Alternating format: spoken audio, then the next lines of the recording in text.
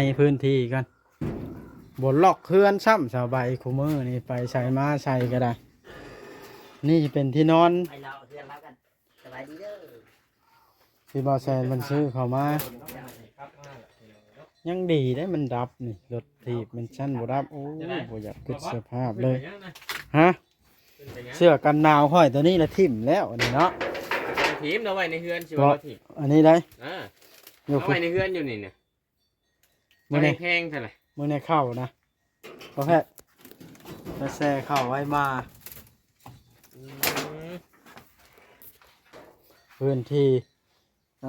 ตะซุกเฮ็ดบดพอแพทย์คำเข้าคุยนี่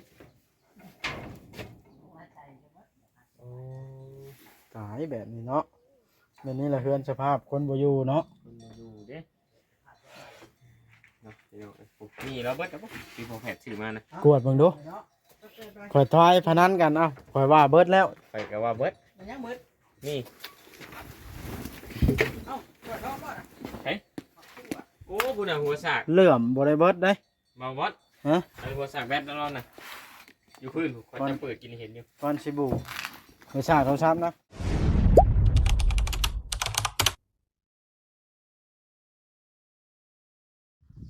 อ้าวพี่น้อยเดี๋ยวเปิดภาพขึ้นก่อนเถิดมาบ่ลองลอยเมื่อคืนนี่พี่น้องจูดเงาดูเพิ่นพี่น้องเอ้ยแนวเพิ่นบ่ให้อยู่แท้นี่เพิ่นกกดูเพิ่นตายนี่โอ้เสียหายเพราะว่ามันเพิ่นปลูกไว้อยู่นี่เนาะหรือว่าเป็นกกดูเฮาบ่มันอยู่หัวเฮาอยู่ในหัวเฮาเด้นี่ก็ต้องปั่นกันเครื่องเป็นอะไรพอลองลอยเพิ่นมานอนเฮือนเมื่อคืนนี่เอ้าเพิ่นมานอนเฮือนแล้วโอ้ยสิได้ลักไข่ชาวใบมือต้มแล้วหยังอันนี้ไข่4 หน่วยโอ้เก่งนะชาวใบแล้วบอกตรงโยนเห็นแต่ว่านอนแล้วน่ะเหี่ยวแล้วยังเปียกอยู่ฮะใช่นะอันนี้นี่ฮะไปเอารถถีบเป็นเทิงนะจ้าโอ้ลุงเราไอ้เถิดมาว่างนี่เลยบ่จูดนะเดี๋ยวมันครับฝ่ามือล้มทำไปติดใส่ฟ้าไม่กระจ้านี่โอ้ยบ่อยากเกิดสภาพพอลูกแพทย์น้ำตาคูเลยมันเป็นเช่นนั้นเนาะพอแพทย์บ่น้ำตาคูนะจูดขันไดเดี๋ยวมันรอบใช่แล้วโมเมนจูดเนาะป๊อแต่ดีแต่บ่ติดตัวนี้เนาะโมเมนไพ่รวบอันนี้เราเอาลงไปจูดแล้วเราลงไปจูดอยู่พุ่นนี่น่ะลองร้อยเจ้าเห็นนะบ่ไหนจนวืดกระสอบทานโอ้ยเราเอาลงไปจูดแล้วพอลูกแพทย์นี่เราทานมานี่เบิ้งได้ไหมเถิดทานมาฮะวางไพ่ใหม่นี่สร้างเป็นเนาะลองลอยเพิ่นเอาทานมาได้พุ่นบ่นี่หินน้ำอ้อยบ่เนี่ยบ่เราจุดทานเรามาไว้ใช้เรามาไว้ใช้นึ่งข้าวให้กินบ่แม่นใช้ทานนึ่งข้าวก็ได้ต่อบนหนึ่งได้เอาต่อใส่ไผ่แล้ววะเอ้าผักกาดคืองามแท้บัดนี้ฮะ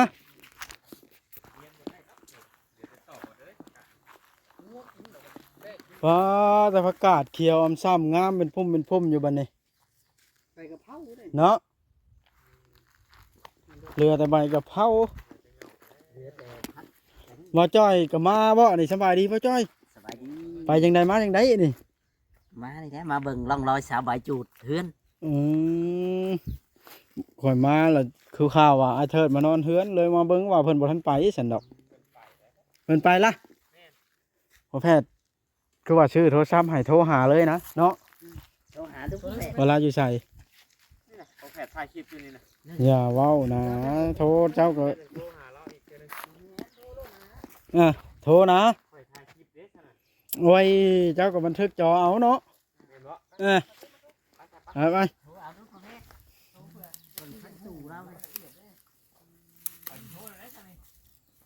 โทรรู้แล้วเก็บพักอัตูสาวใบ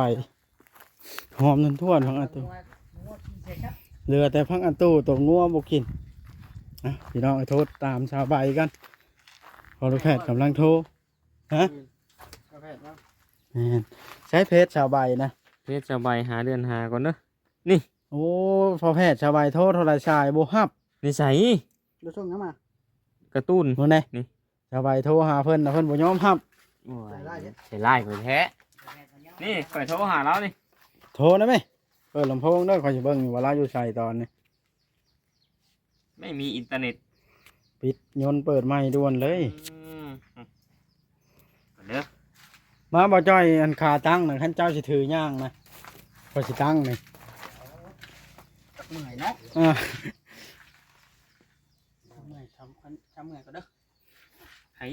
ม่วยนะ คันสมมุติมื้อนั้นอันมันเป็นว่าใส่ผ้าน่ะบ่อยากคิดสภาพเลยเนาะบ่จ้อยลักหยังของชาวใบนะดอกพังอาตู้ค่อยลักเอาใบมันเลยค่อยน่ะสิเมื่อใส่แกงเฮ็ดนางฟ้าข่อยซื้อเฮ็ดนาง หมด ฟ้า ติดชับบ่เลย ฮะ หมดติดชับ โทรเบอร์โท ต้ ร อง เบ ใส่ อร์ เบิดเนาะ แมน โทรทั้งเบอร์ เพราะว่าแบดเบิดเลย เพราะว่าเราคนไปคนอยู่นาเนาะ สมบูรณ์สมีเลย เด็กคนมาละถามคนไป ได้เราบุกเข้าไหม แม่นบ่ นิสัย นี่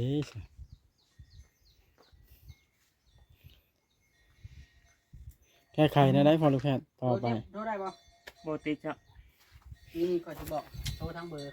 โทรทั้งเบอร์นะแหวนอันนี้เบอร์ก็มี ลาวลี่คักลี่แน่เนาะคัน เบอ ได้ ร์เมื่อนั้นนะ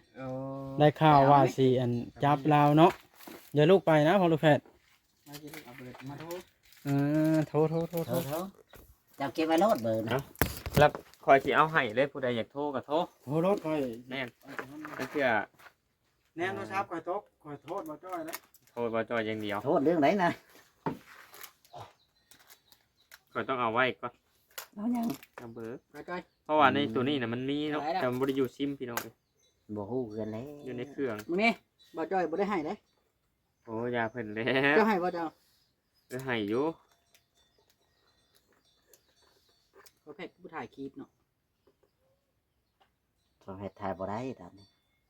เรากินฮอดสบายแฮง เท่าไรอันบ่จ้อยเท่าไรอัน จะไปจับไปฉันกันนะโอ้ย เป็นยัง เอาพี่น้องเอ้ย นะ ติดบ่ กำลังสิโทรได้บ่ บ่แต่เบอร์โทรชาวใบรุ่นอัน 020 แบบนี้เลย 99 233 437 เราแผดจัดให้สบาย โอเค สบายห้าก ำลังโทรพี่น้องเอ้ยเนาะ เฮียบอลเอามาชักอีตู ก็จะมากินกับตำมักทั่ว อืม แกงใช้เฮ็ดน้ำผ้าพร้อม บ่โอลี บ่ นี่จ้ะ ติดชับ เบิด บ่แกงเห็นน้ำผ้าบ่นักซี่ ติดแล้วจะปากจะปาก อย่าปัก อย่าพัดอย่าพัด โอ้โหเพิ่นสิฮับหรือบ่ แล้ เนาะ วก็แพ็กได้ว่าบ่เดียว อืม เราจะวางเนาะ แล้วว่าไปจับแล้ว บ่หับซับแล้วบ่ค่อยหับเลย ขออภัย อันนี้ เบอร์ที่ท่านโทรหา เพิ่นเว้าแนวใดน่ะ กรุณากดคืน ยังบ่ว่างเพิ่นว่า บ่เหลวข้อยก็พังว่าขออภัยให้ว่า ไอ้ซิดก็มา บ่จ้อยเว้าภาษาอังกฤษบ่กินนี่ แม่น ก็เก่งลึกแต่บ่จ้อย ไอ้เช็คออก ได้ฮอตแทนว่างย่างเนาะสบายไอ้เทิดแล้วฮอดบ่อยู่เนาะ จุดทิม บ่แล้วเราจูดรถทีบไปซื้อ แล้วจุดรถทิพย์คำว่ามันไตเทือนก็ไม่เฮือนพู้นแล้ว บ่เหลือแล้ว อันนี้แค่รถทิพย์ด้วยนี่ แม่นบ่พอลูกแค่แค่รถทีบบ่จ้อยชาแนลว้าวนะ บ่จอยชาแนล บ่จ้อยถ่ายเอาหยังน่ะ ถ่ายเอารถทิพย์ถ่ายเอาจุดรถทิพย์ โอ้ไปบ่จอยไป เอ้ยว่าเจ็บสายตายไป จะถ่ายก็บ่ได้อยู่อันนี้ โอ้ยว่าบ่รอดแล้วค่อยกันนะบ่จ้อยให้ได้หัวนะเนาะเจ็บ เจ็บต้องเนาะ คนประทีข้าวเพราะแพทย์บ่เลี้ยงเนาะ เขาเห็ดสิเลี้ยงอยู่เพราะในนี่นะบ่ว่าดอกบ่มันมายอมเลี้ยงนะเจ้า ข่อยยังไม่ได้ปิดกล้องอย่าชิบอกกันหลาย บ่มีคนรับพี่น้องเอาโทรก็ได้เนาะ บ่ฮับได้เบิ่งในพื้นที่กัน บ่ล็อกเฮือนซ้ำสบายคู่มือนี่ไปใส่มาใส่ก็ได้ นี่เป็นที่นอน ไปเราเพื่อนเรากันสบายดีเด้อ ที่บ่แซนมันซื้อเข้ามา ครับมาละพี่น้องเนาะ ยังดีได้มันดับนี่รถถีบมันชั้นบ่ดับโอ้ยบ่อยากคิดสภาพเลย ขึ้นไปงนะ ฮะ ขึ้นไปยัง เสื้อกันหนาวห้อยตัวนี้ละทิ่มแล้วอันนี้เนาะ ทีมเอาไว้ในเฮือนสิว่าเราทีม อันนี้ได้ อ่า อยู่ เอาไว้ในเฮือนอยู่นี่เนี่ย มื้อ ใน นี้ แพงเท่าไหร่ มื้อนี้เข้านะพ่อแพทย์ไปแซ่เข้าไว้มา อืม พื้นที่ตะสุกเฮ็ดบดพ่อแพทย์ค้ำเข้าคุยนี่ โอ้ ตายแบบนี้เนาะแบบนี้แหละเฮือนสภาพคนบ่อยู่เนาะ มันมาดูเด้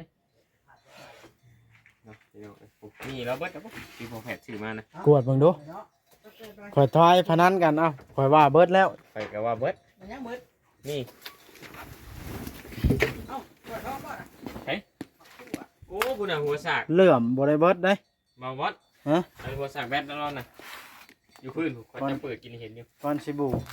ไม่ทราบเขาซ้ำนะ แม่นนะ แล้วเฉพาะเฮ็ดอะไรยังโทรติดซะ หมดติดแล้ว ทับกระติกเฮ็ดหยังนี่พ่อลูกแพทย์ บริษัทมันแตก โอ้ มีชายบ่ชายช่างนะ บ่มีแล้วมีแต่หัวซัด แล้วคนหลับ คนหลักหัวฉากบ่ บ่ มีแต่หัวซัด พ่อลูกแพทย์จะไปรักใครเพิ่นได้ ค่อยสิมาอันนั้น เบิ่งว่า เป็นไล่ค่อยอยู่ โอ้ นี่พี่น้องไอ้ไทย4หน่วย5หน่วยพี่น้องไอ้เนาะ ไอ้มาจู่ไผนี่นะ ยามหนาวเด้อไป ดังไพ่ได้นี่เลยบ่นี่นะ บ่ขี้เท่ามันสิซื้อ บ่แล้ววางดังไพ่ ขี้เท่า เลยไข่นาวรถไข่นะพ่อ เอาไปเฮ็ดหยัง ไว้ให้เราต้มบัดเรามาเนาะ จะไปเอาไป ไป โอ้นี่กาบมันพี่น้อง เราบ่อยู่แล้วก็ย่างมือเฮือนประวอนพอ ขอย่างเมื่อเนาะ อ่ะถ่ายคลิปเมื่อนำทางนี่อันนั้นป้าอันวอนให้เราให้สำ เราสิย่างมื้อ เฮ้ยเปิดอีเที่ยวเหรอ เพื่อย่างเมื่อก็ได้ไปแวะเฮือนประวอนนี่ เอามาให้บ่บ่ได้ หัดก่อยลืมประตูออกมาได้ไหม อัดประตูไว้แล้วเด้อออกมาน่ะ ไปเอาน้ำลังกันเนาะ ก่อนแล้วไป ก็ขัง จะไปเมื่อสักขายพ่อ ก็อันขังหยังอะนะอัดซี่เลยเป็นหยังอัน พอ นี้ แล้วจิบเที่ยวมาเอา อัดชี้ตัวแล้ว มามาจอย อัดแน่บ่จ้อย อย่าทารุณเราหลายบ่จอยชาแนลนะ บอกว่าไปย่างเอาไป ย่างก่อนบ่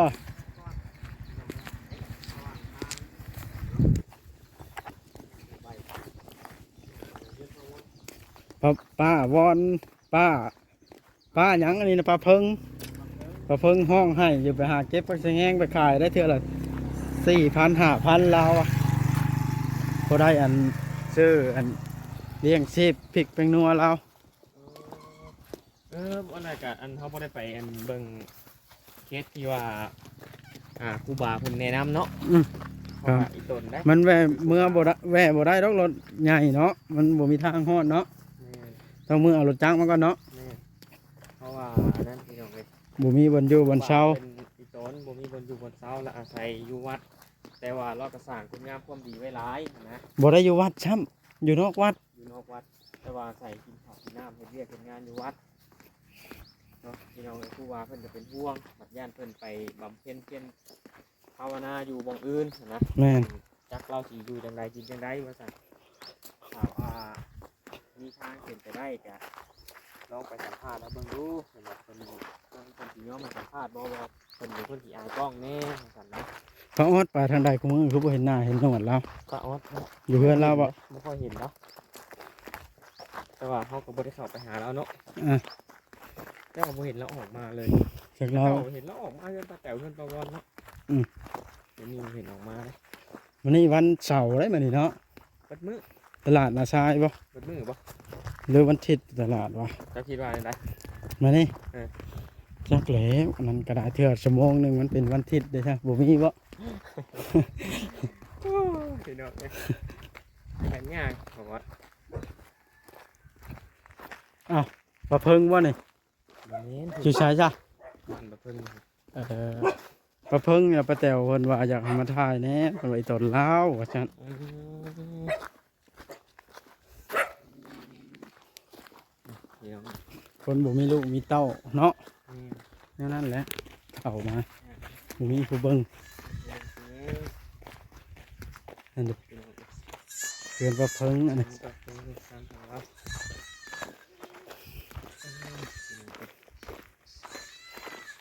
เอ้ารถข่าวไผน่ะ จับดิผมไม่เห็นว่ารถแขกรถ ไปหาชาวบ้านบ่เห็นเนาะเมื่อยซื่อๆย่างไปก็เนาะย่างจากเฮือนอันประวอนไป ยังไปกันยังครับ เมื่อยบ่บ้านนี่ เมื่อยขาอยู่ บ่แล้วแต่อย่างน้อยย่างหางัวหาควาย ย่างไปหน้าได้ไปดูกินหน้าอยู่ไกลเถอะ โอ้โหไปย่างไปกูป้ามาขามป้อม ไม่ได้มี หันหน้าฮะ โอ้ แซมสิกินหั่นน่ะ ได้ดิ ย่า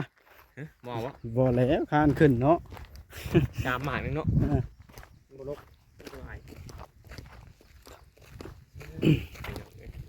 เสียเที่ยวขนาดไปหาชาวบ้านเนาะ เราอยู่พุ่นแล้วเรากลับไปพุ่น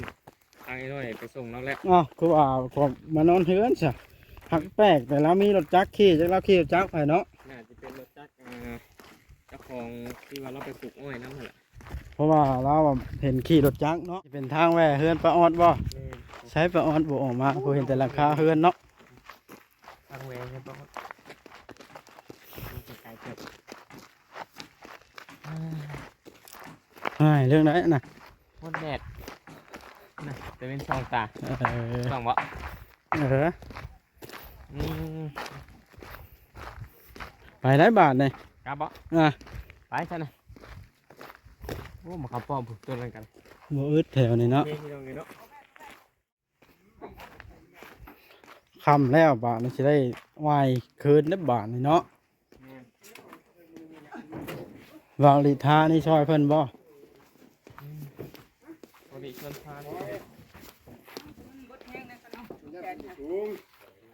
คนเกิดเดือนสี่